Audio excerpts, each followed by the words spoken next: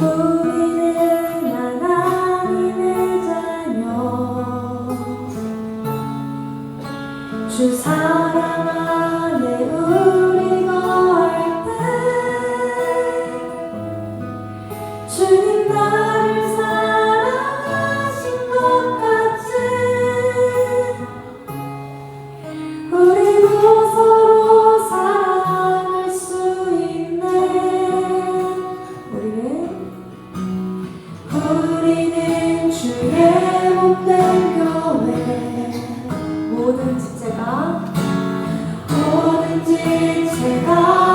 나눌 때 예수님의 마음을 원하며 고통과 즐거움 함께 나누네. 하나님 안에서 우리 서로 이어져 주가 거하실 성전이 되네. 모퉁이 돌 대신 예수와 하나 되게 하신 성령 안에 함께 지어져 가네.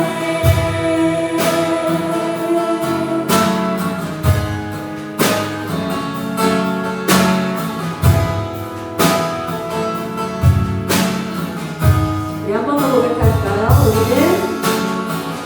우리는 하나님의 자녀 주 사랑 안에 우리 거할 때 주님 나를 사랑하신 것 같이 우리도 서로 사랑할 수 있네.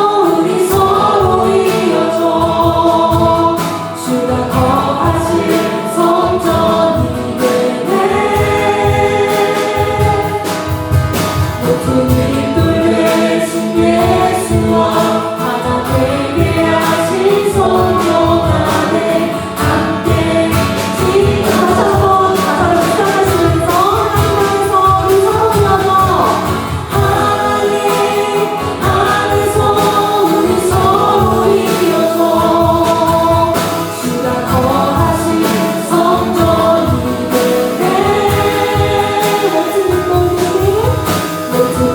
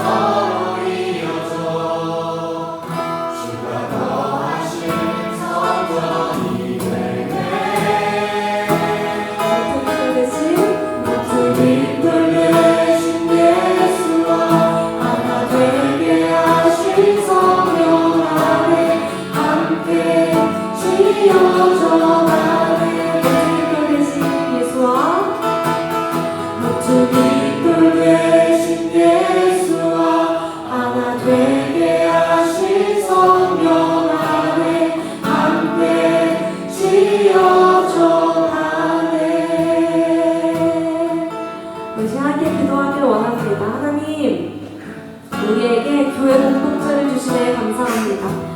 옆에 지체를 사랑하고 힘이 들 때 서로 이끌어주며 예수님의 마음을 닮아가는 우리 공동체가 되기를 원합니다.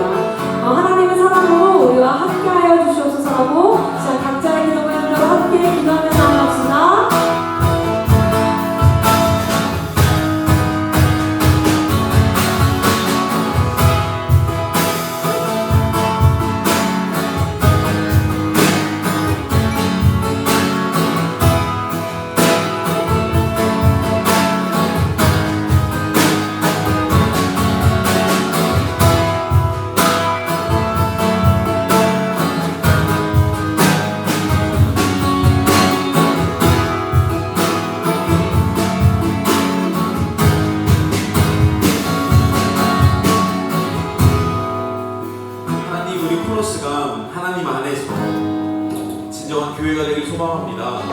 진정한 교회가 된다는 것은 피상적인 관계를 넘어서서 껍데기뿐인 관계를 넘어서서 그 속에 있는 아픔과 고통과 슬픔과 짜증과 혹은 나의 못난 모습 혹은 나의 기쁜 모습, 잘난 모습 이런 것까지도 다 꺼내서 서로와 공유할 수 있는 그런 것이 진정으로 하나된 교회의 모습일 것입니다. 하나님 바라는 것은 그것을 위해서는 용기가 필요하고 포용이 필요합니다. 우리 코너스에게 그런 것들이 있을 수 있도록 함께 해주세요. 오늘 이 시간을 통하여서 서로를 향한 용기와 서로를 향해 내밀어줄 수 있는 포용을 가질 수 있는 우리 구석이들한 사람들이 될 수 있도록 함께 해주세요. 예수님의 이름으로 기도드렸습니다. 아멘. 네, 반갑습니다. 코너스 5월 넷째 주 예배 오신 여러분 진심으로 환영하고요. 코너스 이번 이제 셋째 주부터 다섯째 주까지 3주 동안은 느낀점이라고 하는 제목으로 함께 이야기를 나누고 있고요. 그래서 설교를 시작하기에 앞서서 실제로 우리가 느낀 것에 대해서 같이 이야기를 나눠보려고 합니다. 지난주에는 우리 시건님이 나오셔서 계룡학사를 다녀온 것에 대한 느낀 점을 나눠주셨어요. 그리고 너무 그것이 부끄러웠는지 오늘 안 나오셨어요. 제 생각에 오늘 나눠주실 분도 굉장히 부끄러움이 많으신 분이고 다음 주 안 나오실 수도 있겠다는 생각이 듭니다. 너무 부끄러움이 많으신 분이니까 나오실 때 큰 박수로 환영해 주셨으면 좋겠고요. 소그룹에 대해서 함께 이야기 나눠주실 소그룹 리더 중에 한 분, 우리 손은진님 앞으로 모시겠습니다.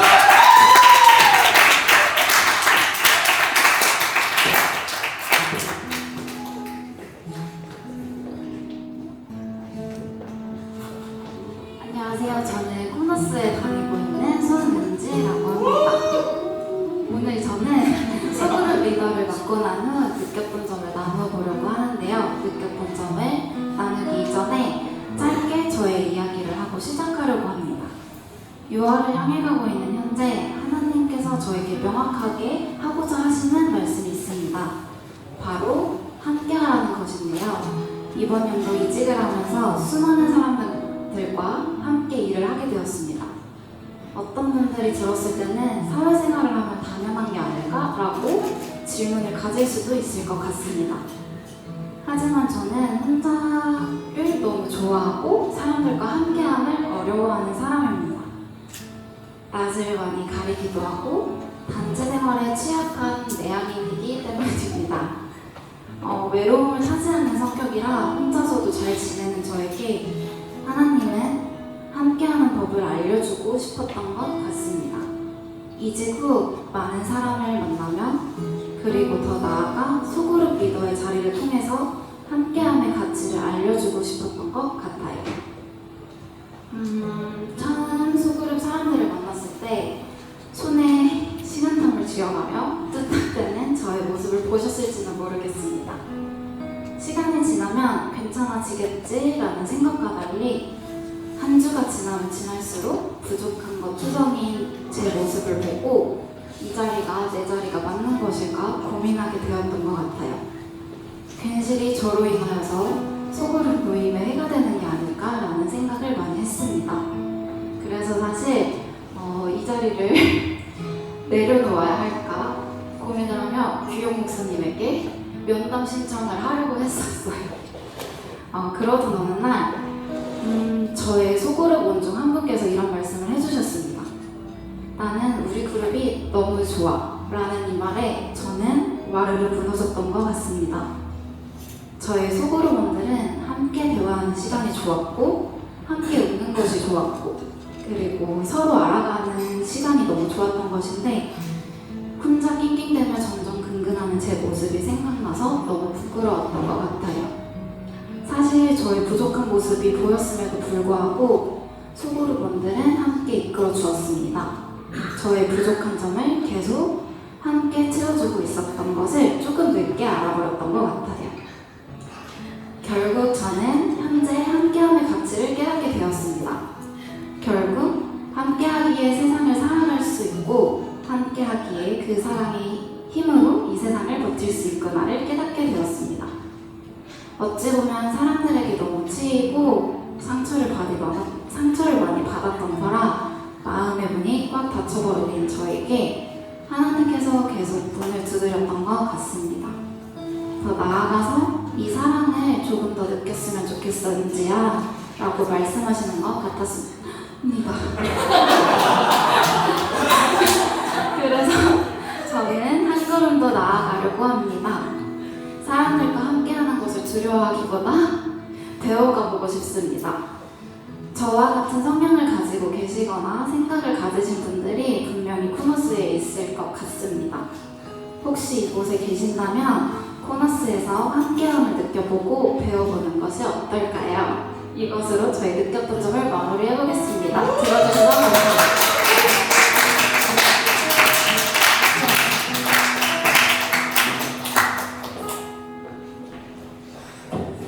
야, 너무너무 감동적인 나눔이었습니다. 지난주에도 그랬지만 오늘도 사실 설교가 필요가 없어요. 이게 제가 하고 싶은 이야기를 거의 다 해주셨습니다.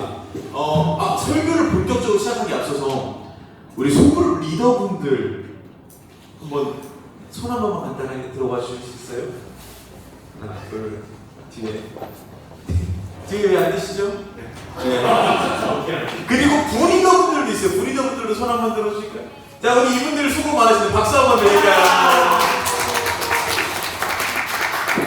네, 코너스에 너무 중요한 시간을 담당해주고 계신 감사한 분들입니다. 소그룹에 대한 이야기를 나눠주셨는데요. 잘 아시다시피 저희는 광고 시간에 늘 하는 이야기가 뭐냐면 이제는 소그룹 시간입니다. 근데 집에 가고 싶으신 분들은 편하게 가셔도 좋습니다. 안녕히 가세요 하고서 광고 시간이 마무리가 됩니다. 절대 코너스는 소그룹 참여를 강요하거나 되게 막 이렇게 부담 주는 교회는 절대 아니에요. 그런데 오늘 설교는 약간 소그룹 참여를 강조하는 설교가 될 예정이에요. 진짜로 코너스는 소그룹 참여를 강요하거나 되게 부담 주지 않는 교회인 이유가 뭐냐면 일단은 제가 양해를 구하고 최근에 소그룹 아예 안 하고 집에 가고 있거든요. 저희 아이가 너무 어려가지고 그 시간까지 버티고 있을 수가 없어서 이제 배려를 해주셔가지고 이제 뒷마무리를 맡기고 저는 집에 갑니다. 그 정도로 코너스는 소그룹을 막 푸시하지는 않아요. 최근에 이거 관련해서 이름 누나랑 이야기를 한 게 굉장히 인상 깊었는데 제가 소그룹 시간에 자꾸 빠져서 너무 마음 한켠이 걸려요 이렇게 이야기를 했더니 이름 누나가 난 네가 있는 줄도 몰랐어 묘아 그냥 가 조용히 하고 제가 이제 소그룹 시간에 PT라고 해서 설교 끝나고 이 설교에 대해서 되게 막 개인적으로 궁금한 게 있거나 뭐 1대1로 저랑 나누고 싶은 게 있는 분들 오시라고 PT 시간을 만들어 놨거든요. 근데 아무도 안 와가지고 그냥 이제 혼자 이렇게 앉아있다가 집에 가는데 그래서 이름 누나 그렇게 얘기를 해줬던 것 같습니다. 오늘 함께 그런 이야기를 같이 나눠보려고 합니다. 코너스는 소그룹 참여를 강요하지 않지만 오늘 저는 여러분에게 참여하시면 좋다라는 이야기를 하려고 해요. 도대체 왜 참여하면 좋을까요? 최근에 코너스는 함께 매일매일 묵상을 하고 있어요. 본문 말씀을 정해서 제가 이제 페이지 만들어서 올려드리면 이제 가서 읽으시고 혹시 막간에 약간의 광고를 하자면 나도 혹시 그 묵상 같은 거 매일매일 참여하고 싶다 혹은 코너스 여러 가지 행사 같은 것들 이거 광고 시간 말고 좀 알고 싶다 하시는 분들 계시면 저희 단체 카톡방이 있어요. 여기는 굉장히 자유롭게 들어오실 수 있고 자유롭게 또 이제 뭐 글을 읽는 곳이니까 혹시 참여하고 싶은 분 계시면은 주변에 계신 분들에게 나 단톡방 들어가고 싶다 하시면 들어오시면 됩니다. 거기에 요즘에 매일매일 묵상 글을 올리고 있고요. 최근에 함께 아시죠? 혹시 최근에 묵상 나는 꾸준히 같이 읽고 있다 하시는 분 손들라 그러면 너무 부끄럽죠? 그럼 안 읽고 있다 하는 분 손들라 그러면 좀 더 그렇죠? 한 명분이 들었네요. 최근에 저희가 함께 보고 있는 본문이 창세기예요. 창세기 중에서 이제 제일 끝에 요셉의 이야기를 함께 나누고 있는데, 요셉의 이야기가 진행되고 있는 와중에 중간에 갑자기 되게 뜬금없이 요셉의 형인 그 야곱의 아들들 중에 넷째 아들인 유다의 이야기가 창세기 38장에 갑자기 뜬금없이 등장했다가 또 39장부터 갑자기 요셉 이야기로 흘러가거든요. 요 이제 같이 묵상 따라오셨던 분들은 나 그 부분 알아 하면서 약간 꺼득될 수 있는 타임이에요. 오늘은 그 이야기, 유다의 이야기를 좀 함께 하면서 이야기를 나눠보려고 합니다. 유다에 대한 이야기를 하기에 앞서서 예수님의 족보 이야기를 좀 해보려고 하는데요. 마태복음 1장에 보면요, 예수님의 족보가 나와요. 예수님이 누구의 아들이며 그래서 결국 예수님이 언제 태어났는지 이야기가 나오는데, 이때 당시에는 우리나라 조선시대보다 훨씬 더 남성 중심적인 사회거든요. 이 고대 이스라엘은. 그렇다 보니까 족보에 여성의 이름이 들어간다는 건 거의 찾아볼 수가 없는 그런 상황이에요. 근데 예수님의 족보를 성경에 쓰는데 그 족보에 여성의 이름이 4명이나 등장을 해요. 그렇다는 건 그 여성 4명을 통해서 하나님이 말씀하시고자 하는 게 분명히 있는 걸 거예요. 근데 오늘 거기에 등장하는 여성의 이름을 함께 나눠보려고 합니다. 마태복음 말씀인데요. 같이 한번 읽어보겠습니다. 어디 갔어요? 마태복음 1장. 1장이 없어요. 1장이 없으면 넘어가도록 하겠습니다. 마태복음 1장에 보면요, 어떤 내용이 나오냐면 누구의 아들이 누굴 낳았고 또 누가 누굴 낳았고 누가 누굴 낳았고 이런 이야기가 나와요. 그 중에 어떤 내용이 나오냐면 유다가 베스와 세라라고 하는 쌍둥이 아들을 낳았다. 그리고 그 아들들의 어머니의 이름은 다말이었다 라는 내용이 나와요. 다 정리할게요. 유다가 쌍둥이 아들을 낳았어요. 쌍둥이 아들의 엄마 이름은 다말이래요. 그러면 유다와 다말의 관계는 무엇일까요?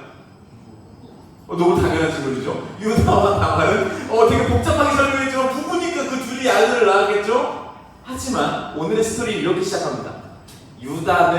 유다와 다말의 관계는요, 시아버지와 며느리의 관계입니다. 이렇게 충격적인 스토리로 오늘의 이야기를 시작해 보려고 합니다. 유다에게는요, 아들이 셋 있어요. 엘과 오난과 셀라라고 하는 아들 이름인데요. 뭐 이름을 알 필요는 없어요. 그냥 첫째, 둘째, 셋째라고 알면 돼요. 근데 이 첫째 아들 엘에게 며느리를 얻어다 줍니다. 유다가 중매를 하거나 뭐 이렇게 했겠죠. 그래서 다말이라고 하는 여인과 첫째 아들 엘을 결혼을 시켜요. 그 스토리로 오늘 본문이 시작됩니다. 같이 한번 읽어볼게요. 창세기 38장 3절부터 7절 한 목소리를 읽어보겠습니다. 시작.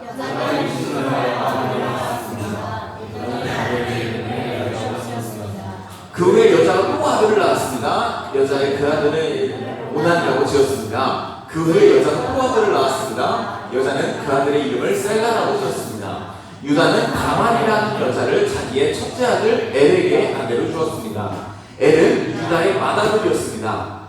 엘은 여호와께서 보시기에 나쁜 일을 했으므로 여호와께서 엘을 죽이셨습니다. 안타까운 일이 벌어졌습니다. 첫째 아들 엘이 하나님 보시기에 굉장히 못되고 나쁜 모습이었나 봐요. 그래서 뭐 어떻게 죽이셨는지 모르겠지만 하나님께서 애를 죽이고 맙니다. 와우. 그러자 어떤 일이 벌어지냐면, 지금 다말은 결혼한 지 아직 아니에요. 다말은 결혼한 지 얼마 안 됐죠. 그래서 자녀가 없는 상태예요.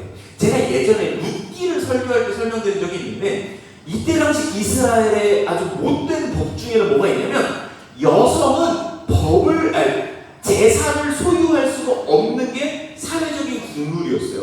오해하시면 안 되는 게요, 하나님께서는 율법을 통해서 그러면 안 된다, 여성들에게도 재산을 줄 수 있어야 된다라고 꽝꽝꽝 하셨어요. 하나님께서 법을 주셨는데 사람들이 지키지 않았어요. 그래서 여성들은 재산을 가질 수가 없게 된 겁니다. 재산을 가지려면 어떻게 해야 돼요? 남성인 남편이 있거나 남성인 아들이 있어야 재산을 가질 수가 있는 거예요. 근데 지금 다말은요, 남성인 남편도 없고요, 남성인 아들도 없는 거예요. 그러니까 길거리에 그 집 나간 게 생긴 겁니다. 이때를 위해서 하나님이 너네 내가 여성도 재산 가질 수 있게 했어? 근데 그거 싫다고 이런 못난 놈들, 근데 그런 너희를 위해서라도 내가 법을 하나 더 지어줄게 라고 하면서 신명기 25장에 어떤 법이 생기냐면 형사 취소제라고 하는 법이 생겨요. 형이 죽으면 걷어준다.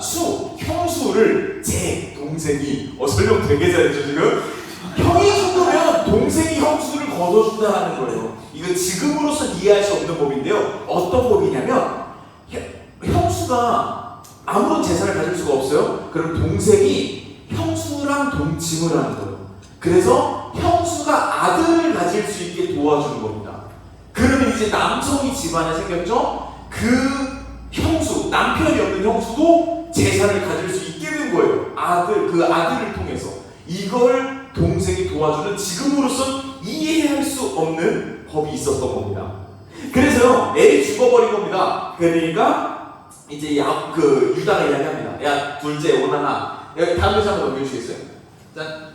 그러자 둘째 유다가 애의 동생 오나에게 말하는 거죠. 가서 너의 죽은 형의 아내와 같이 자거라. 그렇게 해서 이 형의 자손을 낳아주는 게 너의 의무다 라고 이야기합니다. 그리고서 9절 10절 같이 한번 읽을게요. 시작. 그러나 오나는 그렇게 해서 자손을 얻더라도 그 자손의 자기가 생기지 않는다는 것을 알았습니다.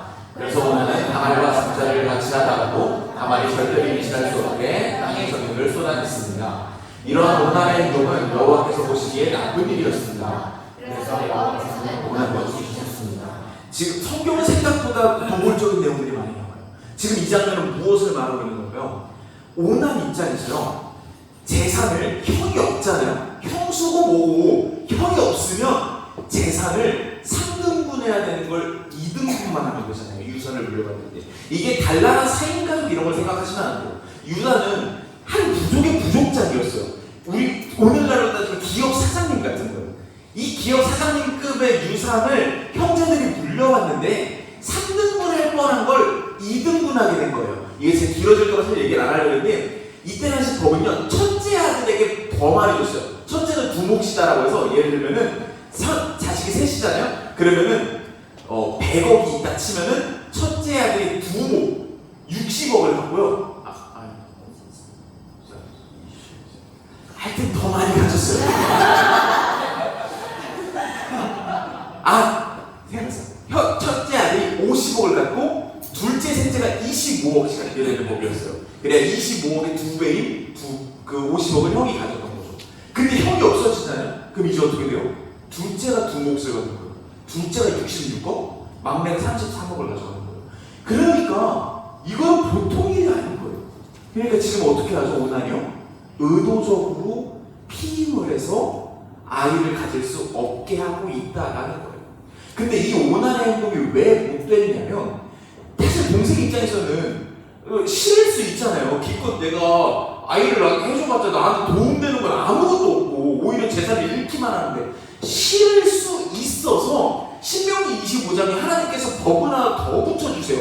이거 싫어하는 동생들은 이렇게 해라 해서 이제 성문이라고 있어요. 거기 이제 오늘날로 따지면 가정법원 같은 거예요. 거기 가서 나는 형수랑 동침하기 싫고 형수에게 아이를 갖게 하기 싫습니다 라고 선포를 할 수 있어요. 그러면 동네 사람들이 다 몰려들어요. 가서 그 싫다고 선언한 동생을 눕혀놓고 몇 대 때린 다음에 얼굴에 침을 뱉어요. 이게 실제로 있는 법이에요. 침을 뱉고 그러면 그 동생은 너는 이제 신발 벗겨진 집안의 자식이다라고 하는 멸칭을 얻게 돼요. 동네 사람들이 그 사람을 이제 이게 뭐랄까 사람 취급을 안 하기 시작을 해요. 대신에 이렇게 하면은 재산은 지킬 수 있어요. 형수랑 동침하지 않을 수 있어요. 이렇게 선언하고 나야 동네 사람들이 이제 그 과부, 형이 죽고 난 과부를 동네 사람 전체가 책임을 져서 먹여 살리기 시작을 합니다. 제가 예전에도 설명드린 적이 있었는데 11조라는 게 교회에 바치거나 하나님에게 바치는 게 아니에요. 마을마다 11조 창고라는 게 있어요. 온 동네 사람들이 자기 소득의 10분의 1을 그 창고에 갖다 놔요. 그럼 그 창고는 고아, 과부, 나그네들이 가서 먹는 거예요. 일종의 사회복지기금 같은 겁니다. 근데 여기에 포함된 과부 아까 얘기드렸죠. 아무도 이 여인 책임지지 않겠다고 선언을 해야 돼요. 동네 그 성문에 가서 이 우리 형수 책임지지 않을 거예요. 마을 사람들 책임지십시오! 라고 얼굴에 침 몇 대 맞고 못난 놈 되고 해야 이 형수는 이제 공식적으로 11조 창고를 이용할 수 있는 신분이 되는 겁니다. 지금 오나는 뭘 하고 있냐면요, 그것도 싫고 이것도 싫은 거예요. 형수에게 아들을 갖게 해주는 것도 싫고요. 그러면 자기가 할 수 있는 다른 책임이 있어요. 마을 사람들에게 욕 조금 먹고 형수를 먹고 살 수 있게 해주면 돼요. 근데 그것도 싫으니까 잠자리는 갖고 피임을 하는 거예요. 그러니까 형수 입장에서는 어때요? 속이 터지죠. 당장 먹고 살 수 있는 방법이 없다니까요. 그냥 길거리에서 나가 죽어야 되는 상황인데, 이때 당시 이렇게 보수적인 이스라엘 사회에서 동네 사람들 내 얘기 좀 들어봐요. 우리 남편의 동생이 나랑 동침을 하는데 피임해요. 이런 얘기를 어떻게 해요? 그냥 속으로 끙끙 앓고 미치고 팔짝 뛰는 상황인 거예요. 그러자 하나님께서 보시기에 이건 너무 못난 행동이다, 너무 못된 행동이다. 그래서 오난이 죽게 됩니다. 그런데 하나님 입장에서는 이게 너무 못되고 못난 모습이니까 죽을 수 있어요. 타당해 보여요. 근데요, 보세요. 사람들이 볼 때는 어떨까요? 엘도요, 하나님 보시기에 못돼서 죽었대요. 오난도요, 하나님 보시기에 못돼서 죽었어요. 이거 거꾸로 얘기하면 뭐예요? 죽을 만한 이유가 마땅히 없었는데 죽은 거예요. 지병이 있었거나 사고가 났거나 한 게 아니에요. 마땅히 죽을 만한 이유가 없었는데 갑자기 급사한 겁니다. 그러면 사람들이 뭐라고 수군대기 시작을 할까요? 우리나라에도 불과 몇십 년 전만 해도 정말 남녀 차별적인 못된 말이 하나 있어요. 그게 뭐냐면 남편 잡아먹는 여자라는 표현이 있었어요. 그게 뭐예요? 같이 살다가 남편을 죽게 되면 이 아내 입장에서 얼마나 슬프고 괴로워요. 근데 그 모든 탓을 아내에게 해버리는 못된 표현이에요. 남편 잡아먹은 여자 들어와가지고 우리 아들 죽었네, 뭐 이런 얘기를 듣는 거죠. 이 고대 사회에 이 다말이라고 하는 여인과 남자 결혼을 하고 동침을 한 남자들이 하나 둘 이유 없이 죽기 시작을 합니다. 그러니까 사람들이 수군대기 시작을 했겠죠. 이상하다, 남편 잡아먹은 여자, 저 여자랑 결혼만 했다면 사람들이 죽어. 이 세 아들의 아버지인 유다도 어떻게 생각했을까요? 그렇게 생각할 수 있었겠죠. 그냥 저 여자 며느리 하나 잘못 들어가지고 내 소중한 아들을 지금 죽어나가고 있네. 셋째 아들까지 그렇게 될 수는 없다. 그래서 한 페이지 넘겨주시면 유다가 이야기합니다. 나의 아들 셀라가 다 클 때까지 너는 친정집으로 돌아가라. 가서 과부로 좀 살아라. 이 이유가 뭐예요? 겉으로 표현한 건 아들 셀라가 너무 어리니까 라고 말하지만 속으로는요, 셀라도 저희 형들처럼 죽을지 모른다고 생각했기 때문에 이렇게 했던 것입니다. 고향집에 가 있어요. 우리가 지금 당장 너를 먹여 살릴 수 없어. 먹여 살릴 어떤 책임이 우리에게 있지만 이행하지 않을 거야. 그러니 너는 이제 고향집으로 가서 고향집에게 너의 책임을, 너를 케어해 줄 것을 요청해라 라고 이야기를 합니다. 그러나 우리나라만 해도 시댁으로부터 쫓겨낸 받아서 친정집으로 간 여인을 향해서 아까 남편 잡아먹는 여자랑 마찬가지로 너무나 못된 표현으로 뭐가 있냐면 소방 맞은 여자라는 표현이 있어요. 시댁에서 인정받지 못해서 쫓겨나서 친정으로 돌아온다? 너 이거 너무 불명예야. 너 소방 맞은 여자야. 야, 네가 우리 집에 있었다가는 우리 집 욕먹어. 그러고서 책임지지 않는 경우가 다반수였죠. 이때 당시에는 얼마나 더 했겠습니까? 여기에 너무나 못된, 너무나 슬픈 표현이 있어요.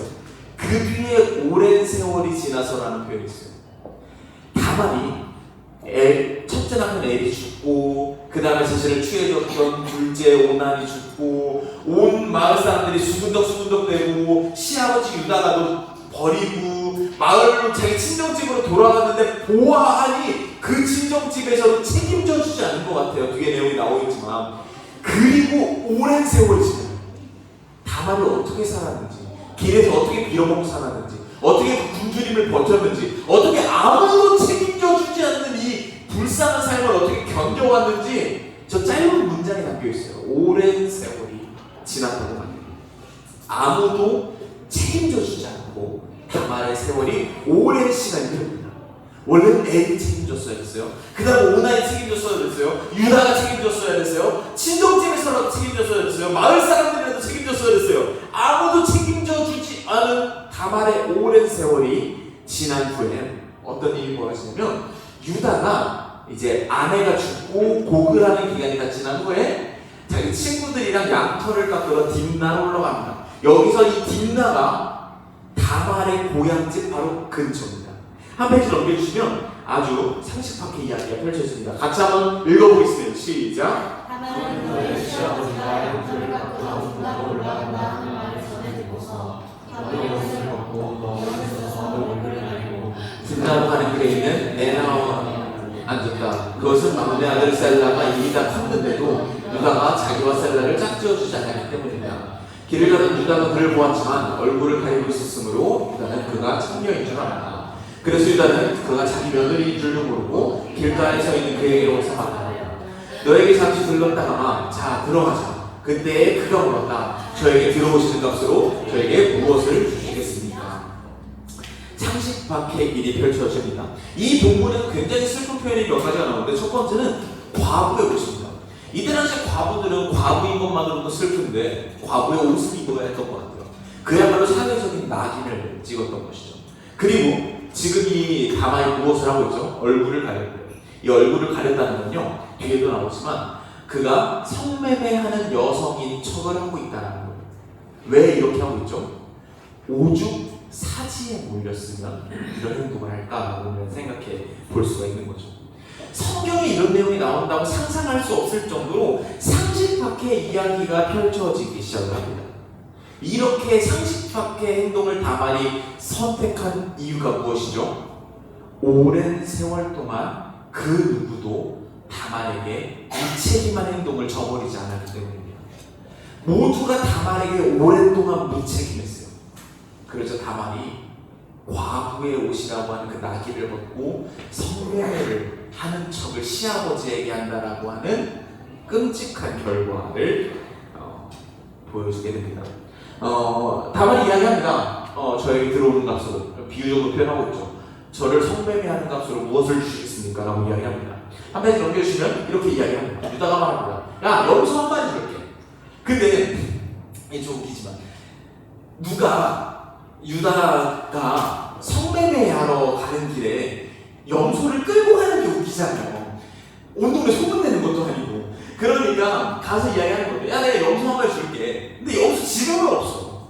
그러면 염소를 보내주실 때까지 담보 물건을 좀 주세요. 난 담보를 하나 맡기세요. 라고 이야기를 하니까, 야, 내가 뭐 담보 뭐 줄까? 가지고 계신 도장이랑 지팡이 주십시오. 라고 이야기를 하고요. 유다가 들어가서 성매매를 하고 이로 인하여 다말이 임신을 하게 됩니다. 그리고 다말은 집으로 돌아와서 다시 그 창녀의 표시를 벗고 과부의 옷을 입습니다. 시간이 또 흐릅니다. 이제 다음 페이지 넘겨주시면 유다가 이제 가서 야 내 친구 야 너 뒷나 사람이지? 가서 내가 뭐 저기 했거든? 가서 염소 한 마리 주고 담보를 좀 찾아와. 근데 없다라는 거예요. 우리 동네에는 창녀가 없어. 그런 얘기를 들으니까 다말이 유다가 뭐라 그래요? 야 이거 희한하네. 거기에 창녀가 없다 그러네. 하면서 야 그거 가져가라 그래. 나 창피당하겠다. 지금 유다는 값을 제대로 치르지 못한 것보다 자기가 창피당하는 게 훨씬 중요합니다. 야 어찌됐든 간 나는 염소 한 마리 보내려고 했는데 쥐가 없는데 어떡해? 라고 하고 새까맣게 입고 고향 땅으로 돌아옵니다. 찝찝했겠지만 이게 유다가 자기 체면을 챙길 수 있는 유일한 방법이었죠. 그리고 앞에 넘겨주시면 3달이 지납니다. 3달이 지나면 어떻게 될까요? 임산부의 배가 조금씩 불러오기 시작하겠죠. 한번 같이 한번 읽어볼게요. 시작. 3달 뒤에 유다에게 말했습니다. 당신의 며느리 다말이 창녀와 무술을 했소. 지금 그 여자는 이신지요. 그러자 유다가 말했습니다. 그 애를 끌어내며 태워 죽였어요. 3달이 흘렀고요. 참 웃기죠. 한 과부가 임신을 했어요. 그러면 사실 우리가 생각할 수 있는 경우의 수가 많죠. 남자가 생겼나 보다, 새 남편을 들였나 보다, 뭐 아니면 그때 당시 과부는 워낙 취약한 사회적 위치였기 때문에 뭐 성폭행을 당했다거나 여러 가지를 생각해 볼 수 있죠. 하지만 모두들 단언합니다. 창녀짓 했나 보다. 왜요? 뻔하거든요. 그때 당시 과부가 먹고 살 수 있는 방법이 뭐가 있었겠어요? 그냥 그런 짓 했겠지 라고 모두가 넘겨짚어 버리는 겁니다. 뻔하지 뭐. 유다는요 그토록 오랜 세월 동안 다말을 잊고 살았는데 다말이 임신했다는 소식을 듣고요 참 짧은 말 한마디로 마무리합니다. 그 애를 끌어내어 태워 죽여버려라. 한마디도 묻지 않아요. 왜 그랬더니? 남자가 누구랬니? 뭐 새 남자 만난 거랬니? 어쩌다가 그랬더니? 뭐 아무도 친정집에서 버렸댔니? 친정집에서 책임져 주지 않았댔니? 한마디 이런 방법 묻지 않아요. 관심 없거든요. 끌어내어 태워 죽여버려라 하는 짧은 문장으로 다말의 생애가 마무리될 차례입니다. 마을 사람들은 참 재밌죠. 유다에게까지 소문이 갈 정도로 다말을 향한 가십거리가 온 세상으로 펼쳐지기 시작합니다. 참 아이러니한 건요. 다말이 그저 과부일 때는요. 먹고 살기 힘들고 굶고 길거리에 나앉아 있을 때는요. 그 누구도 요만큼의 관심도 그녀에게 베풀지 않았어요. 언제 그녀를 향한 지대한 관심이 생겼다고요? 그녀가 임신해서 배가 불러오기 시작을 하자 그녀를 향한 지대한 관심이 나타나기 시작을 합니다. 그때 다말이 긴급하게 이렇게 이야기를 합니다. 한 페이지 넘기시면 사람들이 다말을 끌어내려 하자 다말은 자기 시아버지에게 어떤 이야기를 전하도록 했습니다. 그게 뭘까요? 이 물건의 주인이 날 임신시켰습니다. 이 도장등과 지팡이를 잘 살펴보십시오. 이것이 누구의 옷입니까? 유다가 그걸 알아봤고요. 유다가 한마디 합니다. 그 애가 나보다 옳다. 내가 내 아들 사이다를 주기로 약속하고도 약속을 지키지 않았으니 그 애가 이런 일을 할 것이다. 유다는 그 뒤로 두 번 다시 다말과 같이 자지 않았습니다. 라고 말하는 것을 보아 유다가 무언가를 깨닫고 다말을 다시 집으로 데리고 와서 먹고 살 수 있게 책임을 져주기 시작을 했던 것으로 보이고요. 이 다말로부터 태어난 쌍둥이의 이름이 아까 얘기했던 베레스와 세라고요. 그들로부터 태어나서 예수 그리스도가 태어나게 됩니다. 이렇게 참 가슴 아픈 스토리가 예수 그리스도의 족보에 담겨져 있다라고 하는 아이러니한 이야기를 저희가 오늘 함께 읽어봤습니다. 수많은 무책임들이 다말의 삶 위로 쏟아졌습니다. 엘의 무책임함, 오난의 무책임함, 유다의 무책임함, 친정 땅의 무책임함, 고향 마을 사람들의 무책임함, 동네 사람들의 무책임함이 모두가 다말을 향해서 쏟아지니 다말이 그런 삶을 살게 됩니다. 그 누구도 다말을 책임져 주지 않았어요. 오직 다말을 구해준 단 하나는 뭐였어요? 아까 다말이 기지를 발휘해서 유다로부터 받았던 도장등과 지팡이라고 하는 담보 물건, 오직 이것만이 다말을 책임져줬던 유일한 물건이었습니다. 이때 사용됐던 단어는 알라본이라고 하는 히브리어입니다.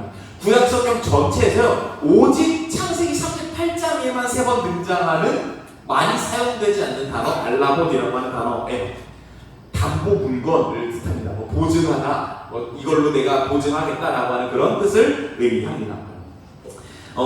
제가 성경 공부하다가 알게 된 굉장히 흥미로운 지점이 하나 있는데요. 그게 바로 뭐냐면요. 구약 성경은 히브리어로 쓰입니다. 신약 성경은요 그리스어로 쓰입니다. 그리스어로도 담보 물건을 뜻하는 단어가 있어요. 이포티키라고 하는 귀여운 느낌의 단어가 있는데요. 그럼에도 불구하고요, 바울이 신약 성경을 쓰면서 의도적으로 알라본이라고 하는 히브리어 단어를 신약 성경에 사용하는 장면들이 몇 장면이 있더라고요. 한번 같이 볼게요. 같이 한번 3절 읽어보겠습니다. 시작. 우리가 저들의 수리라는 교훈을 지시고 그 보증으로 우리 마음에 성령을 주셨습니다. 이것을 우리에게 마련하시고 우리에게 보증으로 성령을 주신 분은 하나님이십니다. 이 성령은 하나님의 소유인 우리가 완전히 구원받을 때까지 우리의 삶 속의 담보이시며 영원할 찬양하게 하십니다. 쭉 그리스말을 쓰다가 보증을 뗄 때 히브리어 알라본을 쓰고 다시 그리스말을 씁니다. 바울 똑똑한 사람이요 쭉 그리스말을 쓰다가 우리에게 보증을 준다고 말할 때만 히브리어 알라본을 쓰고요 다시 다시 그리스어를 씁니다. 그 그리스어에 아주 능통한 바울이 그리스어로 쭉 이야기하다가 담보라는 말을 할 때 알라본이라는 히브리어를 쓰고 다시 그리스 말을 쓰고 있습니다. 저는 이게 바울의 의도가 담겨져 있는 거라고 생각해요. 어떤 의도요? 지금 여기서 이야기하는 알라본을 사용하는 이유는 성령님이 우리의 보증이 되어주신다는 건요, 하나님의 성품을 지금 바울이 창세기 38장을 가지고 설명하고 싶은 거예요. 창세기 38장에서 그 누구도 다말을 책임져 주지 않을 때 오직 다말을 구해주고 다말의 책임이 되어주었던 그 알라본이 하나님의 성품이라는 거예요. 그렇기에 다말의 이야기가 그 말도 안 되고 이상한 음침한 이야기가 성경에 버젓이 적혀 있는 게 그 이유라고 저는 생각을 하고요. 예수님의 족보에 그 말도 안 되는 시아버지와 며느리가 동침해서 낳은 자식이 예수님의 조상이라뇨. 굳이 안 써도 되는 그 내용이 예수님의 족보에 담겨져 있는 이유도 저는 이것이라고 생각합니다. 하나님의 성품을 설명하고 싶으신 거죠. 여기서 말하는 하나님의 성품은 무엇이에요? 우리를 끝까지 책임져 주시겠다는 알라본처럼 다말을 끝까지 책임졌던 그 물건들처럼 하나님이 우리를 끝까지 책임져 주시고 내버려 두지 않으시겠다는 것을 의미하는 바울의 이야기라는 생각이 듭니다. 코로나 때 정말 많은 사람들이 교회를 떠났습니다. 그리고요, 코로나 때 교회를 떠난 이후에 다시 교회로 돌아오지 않는 사람들이 굉장히 많다고요. 이것에 대해서 통계조사를 한번 본 적이 있는데 왜 굳이 교회로 돌아오지 않는가? 심지어 이 사람들의 신앙심은 여전히 있대요. 근데 교회로 돌아가고 싶지 않대요. 왜 그런가 했을 때 가장 압도적인 1위가 뭐냐면요, 교회가 안전한 공동체 같아 보이지 않아서라고 조사가 나와 있어요. 왜 안전하지 않을 것 같아요? 교회에 가니까 정치적으로 너무 편향된 이야기를만 해요. 내 사상에 위험할 것 같아요. 안전하지 않을 것 같아요. 관계적으로는요, 교회에 가서 이야기를 해봤자 내 속내를 다 꺼내봤자 이게 다 나의 뒷담이 되어 돌아오고 따돌림이 되어 돌아오고 나의 평가가 되어서 돌아오기 때문에 외부적으로는 정치적인 것 때문에 내부적으로는 관계적인 것 때문에 교회라는 것이 안전하게 느껴지지 않아서 돌아오지 않겠다고 말하는 사람들이 압도적인 1등이더라고요. 제가 이 조사를 보면서 생각했습니다. 교회라는 것은 최소한 오늘의 본문에 빗대어 봤을 때 교회라는 것은 성경에서 뭐라고 표현하면 예수 그리스도를 머리로 한 몸이라고 표현을 해요. 예수의 정신대로 살아가는 몸이라고 표현을 한다고. 그리고 오늘의 본문에 빗대어 봤을 때 교회라는 곳은 제가 생각할 때는 너무나 안전한 곳이어야 해요.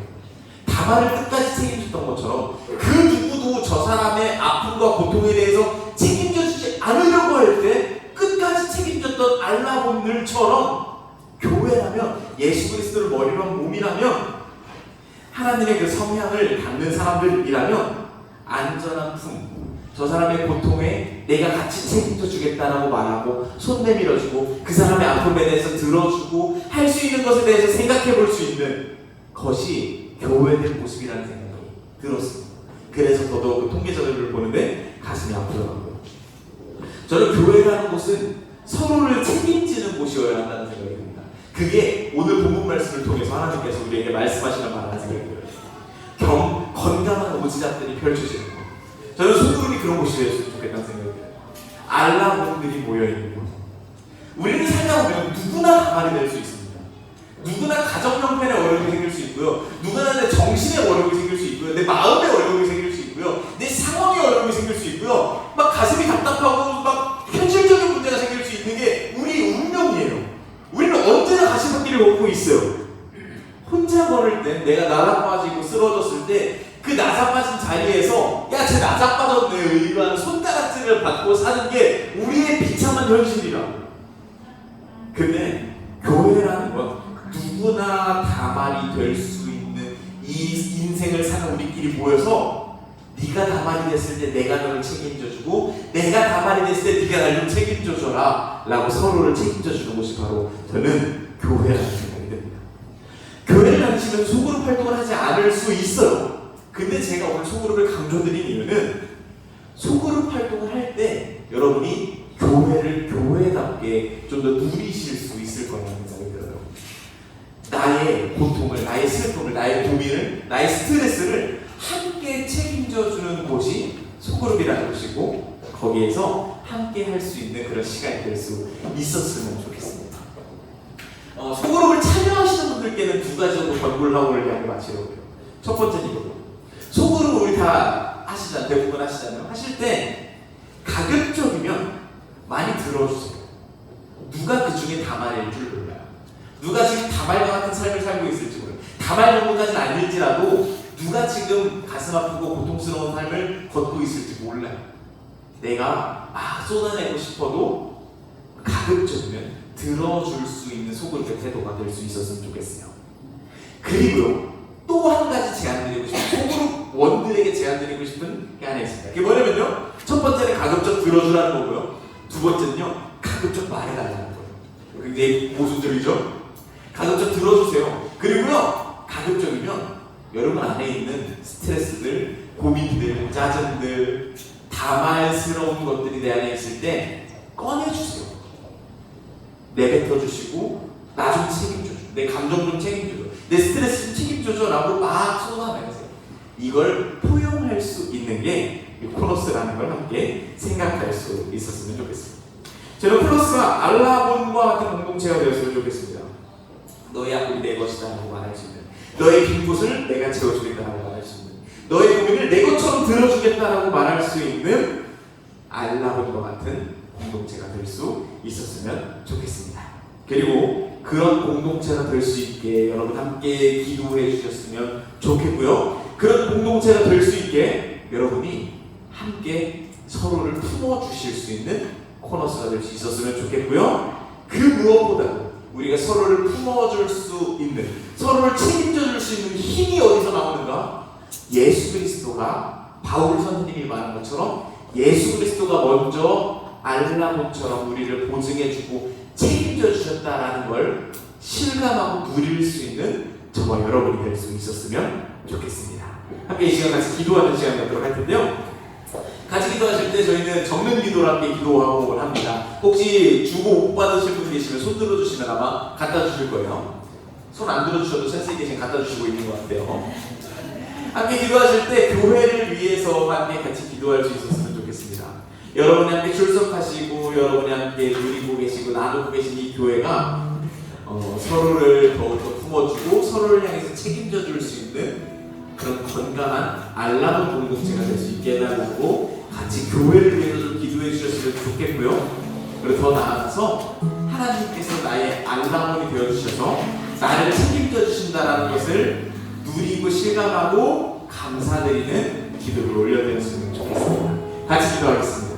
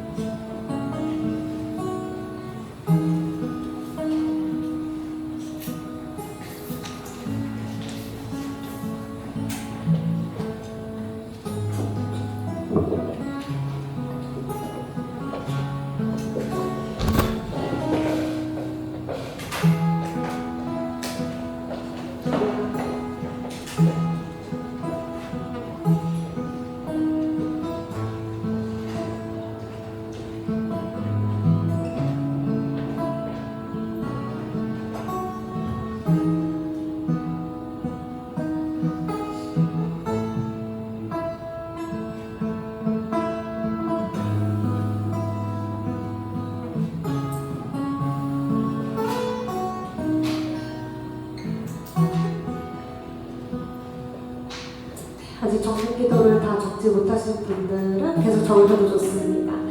다 적으신 분들은 함께 찬양하시도록 우리들의 마음을 주님께 올려드립시다.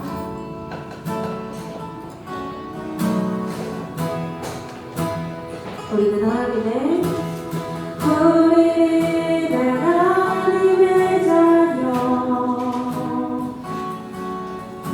주 사랑하네 우리 걸 때 주님 나를 사랑하신 것 같은 우리도 서로 사랑할 수 있네. 우리는 주의 몸된 교회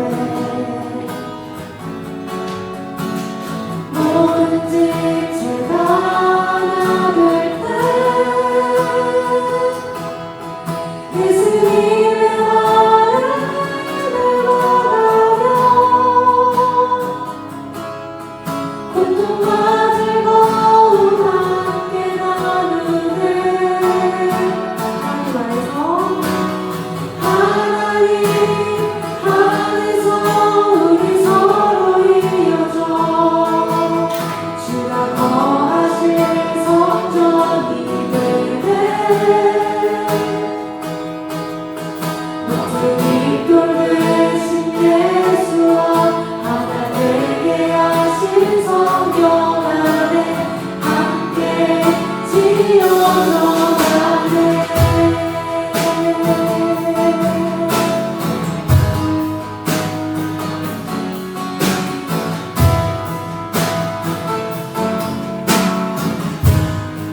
우리는 하나님의 자녀 우리는 하나님의 자녀 주 사랑하네 우리 걸 때 주님 나를 사랑하신 것 같은 우리도 서로 사랑할 수 있네. 몸된 교회 우리는 주의 몸된 교회 뭐든지 제가 나눌 때 예수님의 마음을 닮아가며 고통과 즐거움 함께 나누네.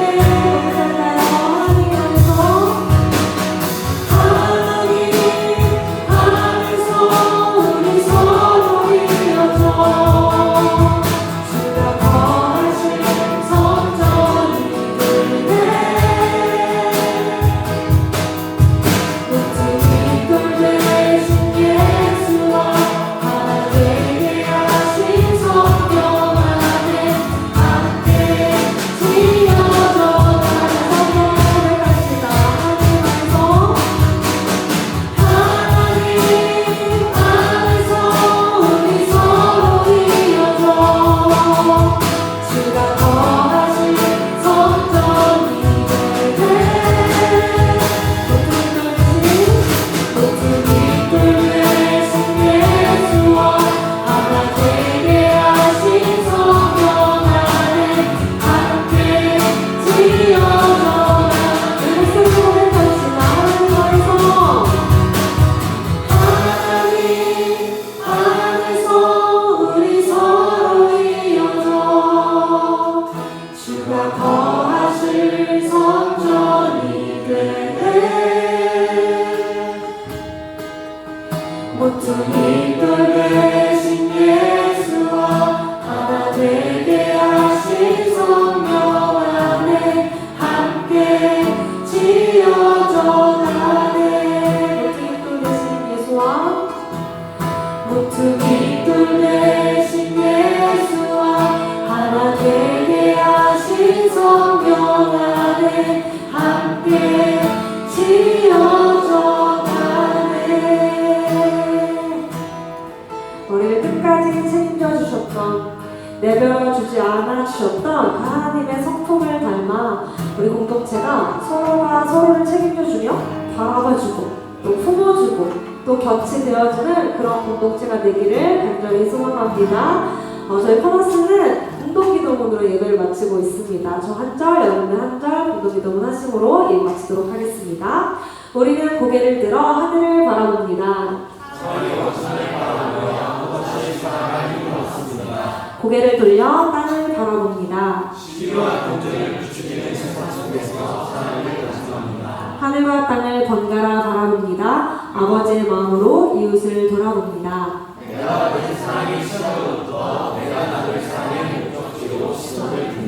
움켜잡기보다 펴서 나누기를, 불편함을 감수하고 진리에 용감하기를. 함께 하겠습니다. 우리가 구성으로부터 왔으니 구성으로 갈 수 있기를 예수님의 이름으로 기도합니다. 아멘.